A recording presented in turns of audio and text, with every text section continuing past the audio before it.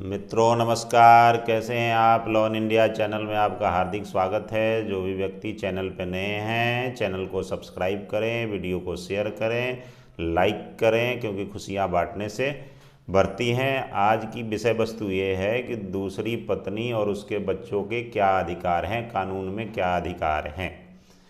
आपको मालूम है कि भारतीय जो कानून है उसमें पत्नी रहते हुए दूसरी शादी प्रतिबंधित है, और इंडियन पिनल कोड, भारतीय दंड संहिता जो है 494 में उसको प्रतिबंधित किया गया है। एक पत्नी रहते दूसरी शादी नहीं कर सकते, और यदि कोई कर लेता है तो उस दशा में उस पत्नी और उसके होने वाले बच्चों के कानून में क्या अधिकार हैं। वैसे दूसरी शादी करना गुनाह नहीं है यदि तलाक हो चुका हो या पहली पत्नी का डेथ हो चुका हो, उसका नेचुरल डेथ हो गया हो या एक्सीडेंटल डेथ हो गया हो, कुछ भी हो गया हो। डेथ की दशा में आप दूसरी शादी कर सकते हैं, और वो जो पत्नी होती है वो पहली पत्नी के रूप में ही दर्जा पाती है, उसमें तो कहीं कोई डिस्प्यूट नहीं है। लेकिन यदि पत्नी रहते हुए यदि किसी ने शादी कर ली तो उस वाइफ और उससे होने वाले बच्चे, और यदि वो शादीशुदा औरत है और बच्चे को लेकर के आ जाती है तो उस बच्चे के क्या अधिकार होंगे।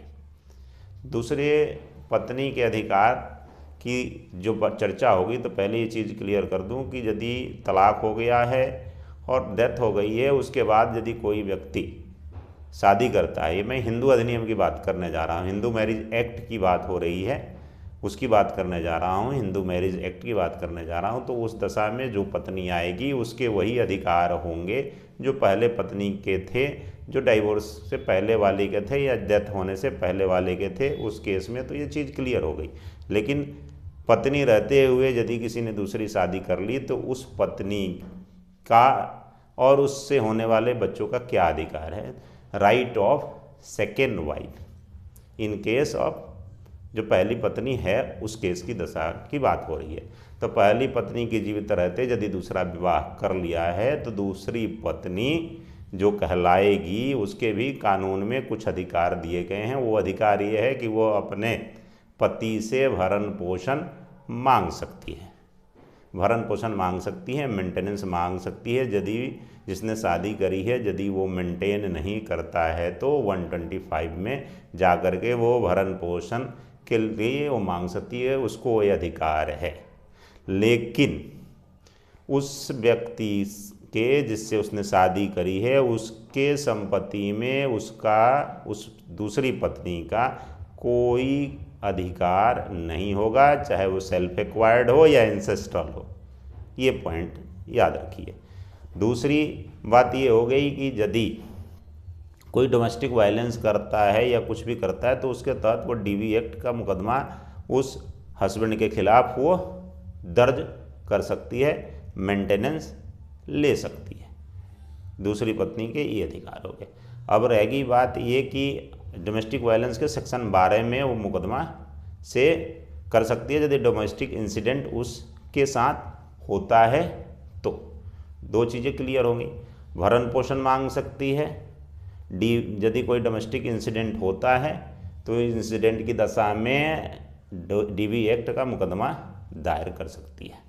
ये चीज़ हो गई 125 के तहत भरण पोषण मांग सकती है। लेकिन हस्बैंड के सेल्फ एक्वायर्ड प्रॉपर्टी या एंसेस्ट्रल प्रॉपर्टी में उसका कुछ भी हिस्सा नहीं होगा।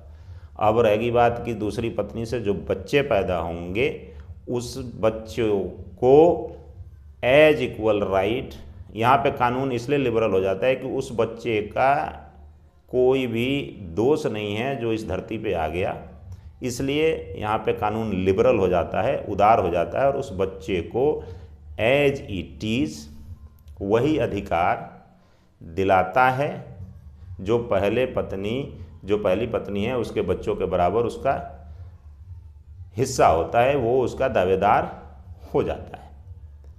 ठीक है। और एक चीज़ इसलिए पत्नी को सेल्फ एक्वायर्ड प्रॉपर्टी में हिस्सा नहीं है क्योंकि जो दूसरी जो शादी जो कर लेता है वो कानून के नज़रों में वो शादी शून्य होती है, वाइड होती है, चाहे वो स्पेशल मैरिज एक्ट हो 1956 या हिंदू मैरिज एक्ट 1955। अब उस बच्चे का अधिकार जो है, बच्चों का अधिकार उसमें 100% है। हाँ, कभी कभी यदि बंटवारे की स्थिति नहीं है तो उसमें जा कर के, और यदि फादर जिंदा है तब तक वो नहीं है, वो एक अलग मैटर है, तो उस पर इक्वल राइट्स हो जाएंगे। अब तीसरी बात यह है कि यदि दूसरी जो पत्नी है कोई दूसरा बच्चा लेकर के आ गई, उस बच्चे का क्या राइट है, तो सौतेला बाप हो गया उसके लिए, तो उस बच्चे का जहाँ पे वो मदर जो है वो लेकर के आ गई है, उस सौतेले बाप के किसी भी प्रॉपर्टी में उसका हिस्सा नहीं होगा, और ना ही वह भरण पोषण के लिए इस सौतेले बाप से कुछ मांग सकता है। जो उसका सौतेला, जो उसका रियल फादर है, जो जहाँ से उसकी मदर आई है, उससे वो भरण पोषण का अधिकारी होगा और उसके संपत्ति में वो अधिकारी होगा।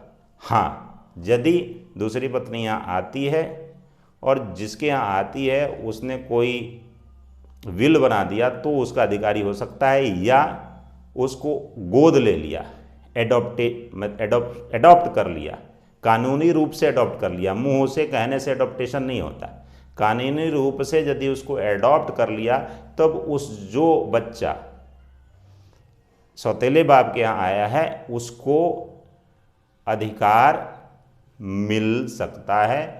तो यहाँ ये ध्यान देने वाली चीज़ें हैं कि जो दूसरे बच्चे को लेकर के जो सौतेला बाप जो उसका हो गया, वो यदि वहाँ आ जाता है तो उस दशा में उसको सौतेले बाप से कोई भरण पोषण नहीं मिल सकता, ना उसके संपत्ति में कोई अधिकार मिल सकता है। तो उस बच्चे के भविष्य के लिए, सुरक्षा के लिए ये ज़रूरी है कि उसको सौतेला बाप एडॉप्ट करे या कोई विल के मार्फत से उसको संपत्ति का अधिकारी बनाए। तो इस तरीके से इस वीडियो में ये साफ हुआ कि दूसरी पत्नी और उसके बच्चे, दो तरीके के बच्चे, जो जहाँ आई है उस होने वाले बच्चे, और जो ले करके आ गई है जो लेके बच्चे आ गई है उसके कानून में क्या अधिकार हैं, उस विषय पे चर्चा हुई। ये वीडियो कैसा लगा कमेंट बॉक्स में ज़रूर लिखें, वीडियो को शेयर करें, लाइक करें और चैनल को सब्सक्राइब करना ना भूलें, क्योंकि खुशियाँ बांटने से बढ़ती है। आप सभी का हार्दिक धन्यवाद। जय हिंद, जय भारत।